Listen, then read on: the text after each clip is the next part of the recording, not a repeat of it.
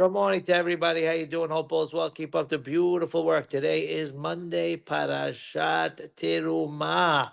We are getting ready for Misha Nichnas Adar, Marbim B'Simcha. Every child will be singing it. Inshallah, the adults sing it inside and out.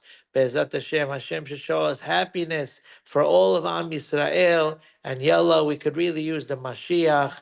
Everyone will come home. We'll see all our loved ones, and all the Rishaim will be punished in front of the whole entire world. Hashem will show who's boss, just like he did to Paro, just like he did to the Mitzrayim. All the Haramiyeh, they are going to get it as well. And Bezat Hashem, we just hope it's sooner than later. Speaking about Rosh Chodesh Adar, which is on Friday and Saturday, this coming Saturday, we will take out 3 Sifrei Torah. How you doing? If the shul sells Jillian, the shul will be doing better this week. We'll sell 3 Jillians. We have 3 Sifrei Torah. In other congregations far away in Never Never Land, the rabbi has to say, for those people who talk, when there's 1 Torah, it's 1 sin. When there's 2 Torahs, it's a double sin. And when there's 3, oy vavoy. But thank goodness we don't know anyone that talks in the middle of reading the Torah, Baruch Hashem. We don't know anyone who sells certain things to one another. Nishke Shabbos, correct, but I sold the car in Musaf instead of Mincha, right? We don't know anyone who talks in the middle of the Torah, but if you do meet someone from Wisconsin, just mention to them this concept of having 3 Sifrei Torah, and it's a triple sin. But if you follow, it's even better than a triple mitzvah, because when it comes to Hashem rewarding, Hashem rewards way more than he punishes. We learned this out in the first place in the Torah with Moshe Rabbeinu sticking his hand into his shirt to pull it out to get the leprosy. The beracha came before the punishment, and that's the way of Hashem with everything. Long story short, why are we taking out 3 Sifrei Torah? Torah number one is Parashat Terumah. That's the Parashat Hashavua.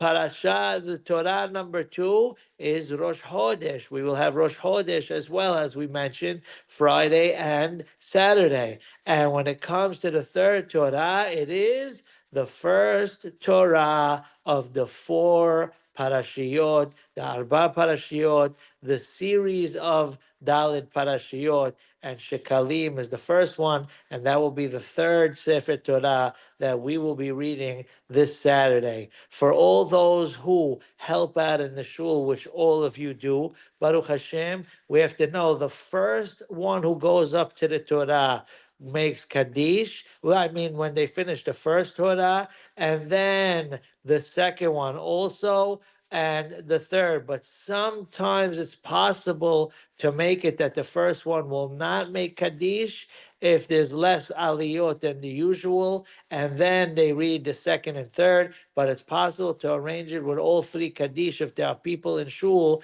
then that need to say Kaddish and they all want to go up. So that is allowed as well, to arrange it that they'll read 3 Kaddishim. Long story short, why are we reading Parashat Shekalim? We read it every year, but what is the purpose? Well, the purpose is, back then, there was no social media. Thank you, Hashem. That's why the world was a better place back then.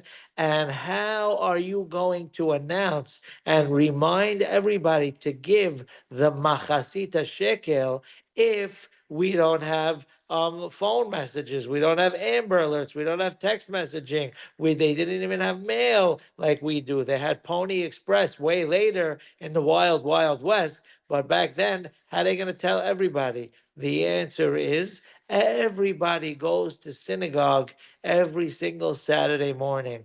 And because they read the Torah, Parashat Shekalim, Saturday morning, now everybody is reminded we have to get ready to give the Mahasit HaShekel. Why did they give the Mahasit HaShekel? When was the deadline? When did they start giving it? The answer is, we mentioned in yesterday morning's class that where did the concept of kolel come from? We have people far away in planet Mars that are against the kolel, obviously, but the concept of kolel is started thousands of years ago, believe it or not. What was the concept of kolel?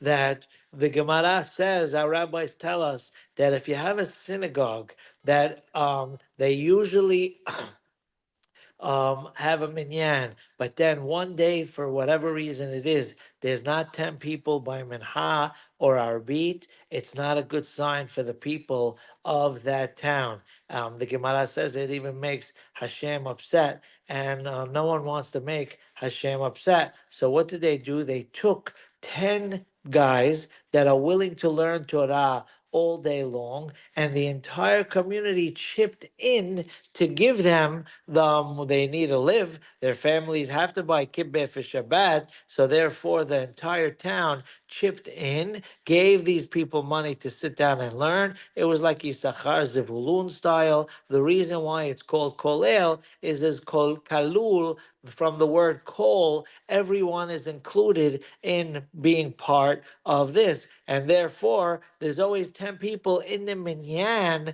in the shul, and it will never happen that there's no minyan, and therefore the town is a blessed town, besides the fact that they're supporting Torah, which is the greatest beracha that anyone could ever ask for. Similarly, we had something else that all of Am Yisrael had to chip in for and be a part of, and that is the Korban Tamid in the Beit HaMikdash. The first Beit HaMikdash, the second Beit HaMikdash, and Bezrat Hashem Bekarov, the third Beit HaMikdash. The third Beit HaMikdash is already built. The third Beit HaMikdash just has to come down. We're already getting aura, believe it or not. Just like on Friday, you start getting the aura of Shabbat already. We're already getting the aura from the third Beit HaMikdash. And Bezrat Hashem, it'll just fall down on that gold mosque. How you doing? And Shalom al Yisrael.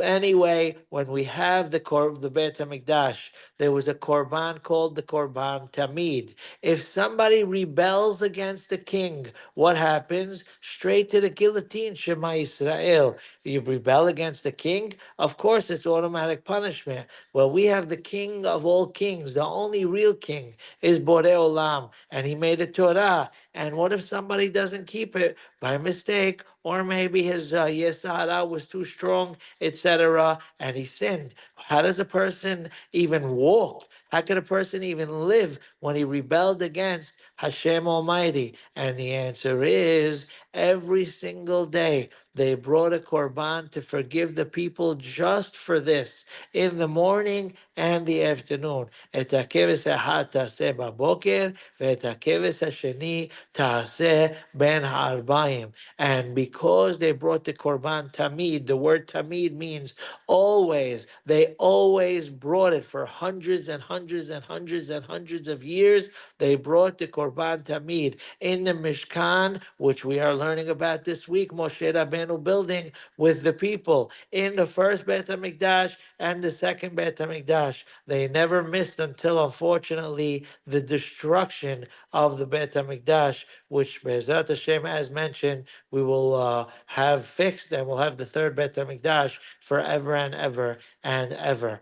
Anyway, because those korbanot were brought, when Hashem was telling Avraham Avinu in the Brit Ben Abitarim that what's going to be with the future of the Jewish people. And Avraham Avinu asked Hashem, if they do a sin, they're rebelling against the king, what's going to happen? Hashem says, don't worry, they're going to bring korbanot. Avraham Avinu then asked, what if there's a time with no korbanot, when there's no Beit HaMikdash? And Hashem answered, they have tefillah, shaharit, minha, arbit, Baruch Hashem, Yishtabach Shemo. So now, anyway, because the Korban forgives people for their sins, so everyone has to be a part of it. How were they a part of it? The answer is they gave the Mahasita Shekel, which is in Parashat Kitisa, which we will be reading this week, the beginning of Parashat Kitisa, as the third parasha in the three Sifrei Torah that we will read. Now, Hashem tells us you can't give more, you can't give less. Everyone must give a half of a shekel. They took all these coins from the people, put all the money in like a room, they covered it, and whenever they needed money for the korbanot, they would take from there, and everyone's a part of it because all the money is together. That's one of the reasons why Hashem says a half of a shekel, because when you're a half, you're together with others. Everybody is only one when we're together with others, and they took the money, brought the korbanot, and hence the people were forgiven from the sins. The first time the people brought the Mahasita Shekel, that was for a different reason. That was for Hashem to count us. Now, we all know Hashem does not need to count us. Hashem knows how many we are. Hashem knows how many hairs are on our head. Hashem knows how many granules of sand there are, how many granules of salt you were pouring on last night's shawarma with the tahina or whatever it was. Hashem knows everything. So, of course, He doesn't need to count us. Why does He count us? To make us feel that we're a part of something. And we all gave a Mahasita Shekel, and they melted the silver. They turned it into the sockets that hold up the Adanim, that hold up the Kerashim in this week's parasha. When we have the tall beams in the Mishkan to build the Mishkan, then how could they stay up, heck, in middle of nowhere? So they had these silver sockets on the bottom. They were like mini cinder blocks made out of silver, and they put the Kerashim in there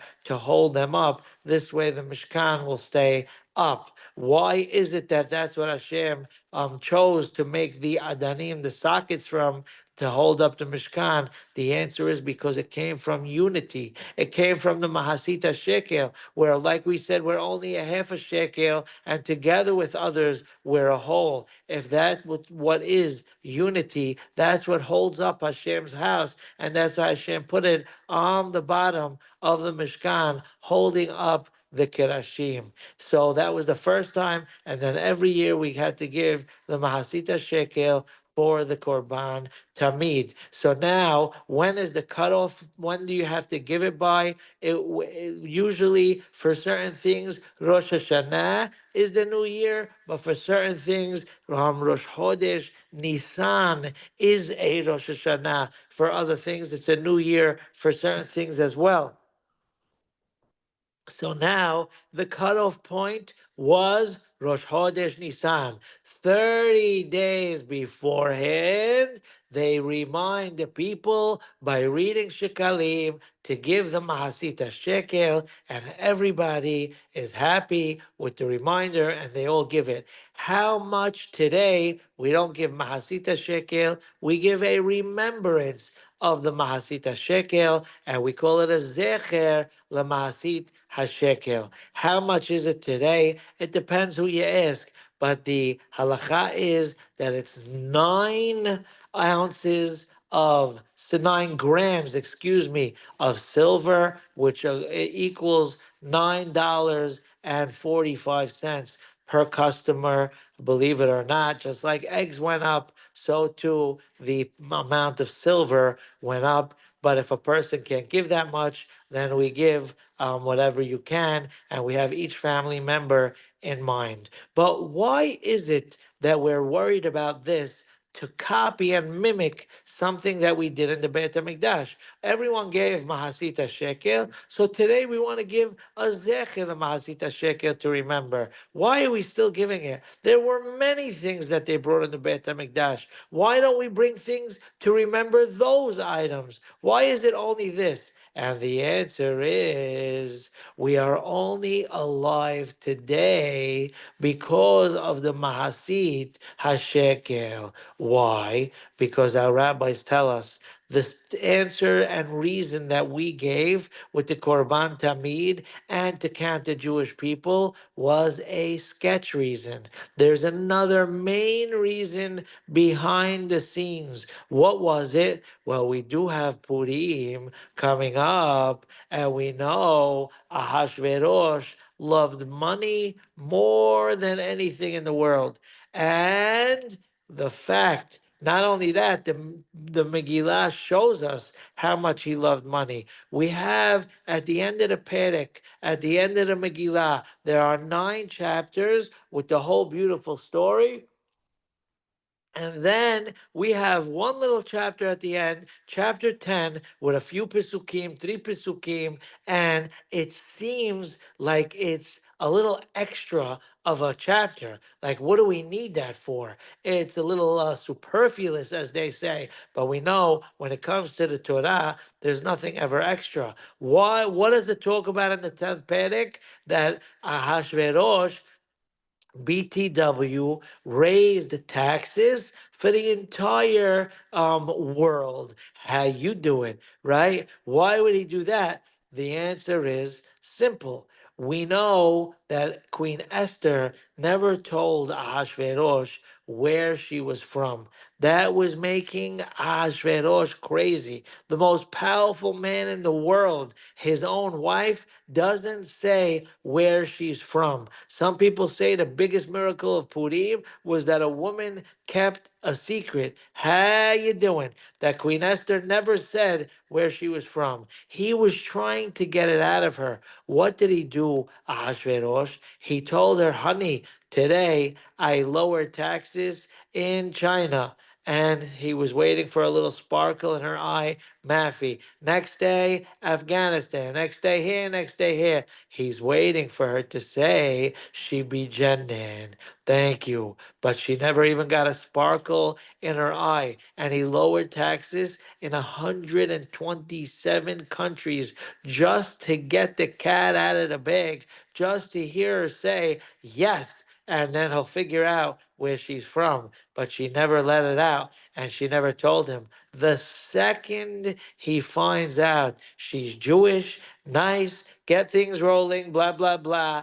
And then right after, the taxes have to come back up. Why? Because had that Behib Masari, he loves money more than the dinya. So that's why it says the 10th Perek. But what do I care that he loves money? Why don't you tell me he loved Sahlab also? Why do I have to hear that he loved money? The answer is because Haman Harasha comes in with the silver shekalim. Sound familiar? Silver mahasita shekel, silver shekalim. Is there a connection? There sure is. And he comes in with all that money, millions of dollars worth of silver. And Ahasuerus, who loves money more than life itself, give a kid who likes to eat a nice hot chocolate souffle with vanilla ice cream dripping, and he's going to tell you, I'll take the celery instead. That ain't happening.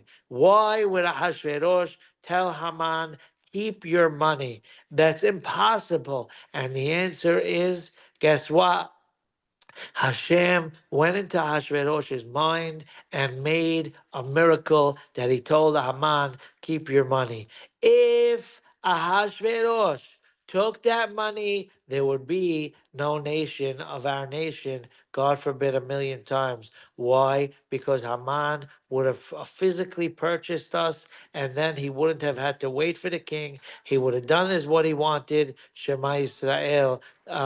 Unfortunately. So thank you, Hashem, that Hashem went into Hashverosh's mind and changed his mind. It sounds simple and nice, but Hashem has a system in this world.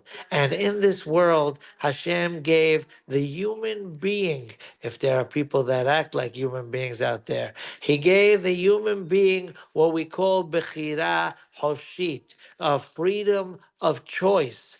And Hashem doesn't intervene in somebody's decisions. He could do things on the exterior, hoping you'll wake up, etc., but he doesn't go into someone's mind and make them say yay or nay. How did he go into the mind of Ahasuerus? The answer is, if people have so much merit that the numbers of the casino, of the slot machines start jingling-a-linging, there's so much reward and merit in heaven, then Hashem does go into someone's mind and intervene. But if they don't have a crazy amount of merit, then Hashem that cannot in this world. Of course, Hashem could do anything, but He made a system in the world. The Jews needed more merit for Hashem to go intervene in Ahasuerus' mind. However, they did not have enough. And God forbid, if they did not have enough,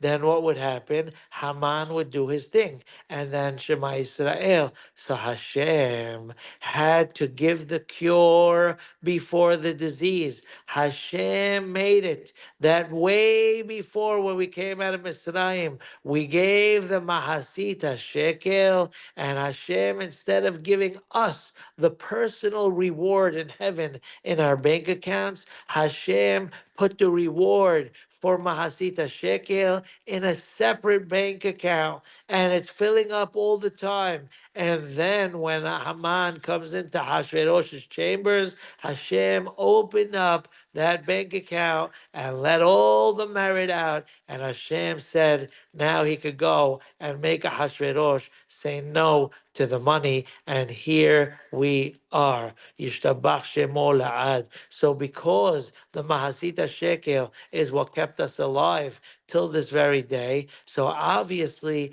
we have to give thanks and remember and to commemorate, and we give the Zecher, the Machasit, HaShekel, every year, Purim time. Some rabbis say that we should give it right before the reading of the Megillah. ¿Por qué? Why? Because it's connected to the Megillah and connected to the story of Purim. So yes, that's why we're reading Shekalim this week, and that's why we're still giving the Zecher, the Mahasita Shekel. BTW, the Gaon from Vilna says that the amount of money that was made by the entire Jewish nation.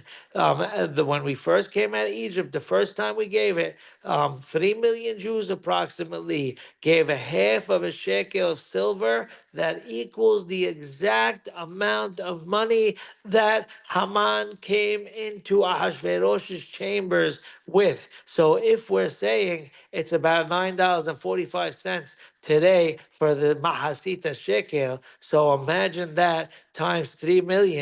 How you doing? Right? And that's the amount that Haman came in with. And still, Hashverosh tells him, hasta la vista, take care, all the best. Keep your $30 million.